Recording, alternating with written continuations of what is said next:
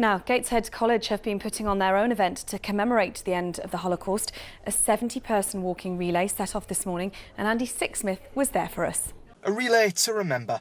Some of the region's top sporting stars were at Gateshead Stadium today to take part in a 70-man relay commemorating 70 years since the infamous Holocaust. The unique event symbolised keeping the memory alive by passing a Memorial Day flag between one another on the athletics track.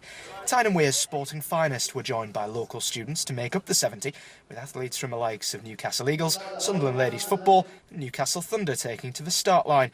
Tracy Hopwood was the brains behind the whole operation. Well, I think what sets us apart is the collaboration, because we've got our coaches, we've got teaching staff, we've got our partners, we've got students. I cannot say enough the amount of people who've helped me to do this. So I think the collaboration, but what I love about that is we are all taking a stand against genocide. It needs to stop now. 70 years since the liberation of Auschwitz. I mean, I watched a few programmes over the weekend. It's just heartbreaking. It's unbelievable what human beings can do to other human beings. And I hope, as well as making a difference today, that we're educating people, because I think it will be the younger generation that stop this kind of thing from happening in the future. The relay was an entirely different way of commemorating Holocaust Day, and some of the sporting figures involved were honoured to take part.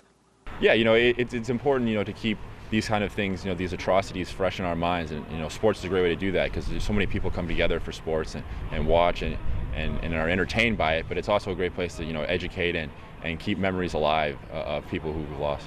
Yeah, I think it's really great, because sport is all about people coming together and respecting each other and competing, but at the end of the day it's all about being equal and being fair. So it's a great thing to bring the two together, and hopefully it'll make a great event. Yeah, it's massive. I mean, obviously it's happening all around the world, and today, for everyone in sport and everyone around the world to remember it as we do, it's massive to keep the memory alive. It's a tragedy. I mean, you hear about it from year to year, but with it being 70 years today, it's even in the memory of everybody. And for me myself, I've seen things on Facebook and social media, and it does bring it back, and it's a massive tragedy that we need to keep the memory alive of. My word is, how people can stop, hurting people, and hope that this world, people have to live happily, and all of the future generation should know what happened 70 years ago, and they can try and better themselves and become better persons. So, event over. How did the organiser think it all went?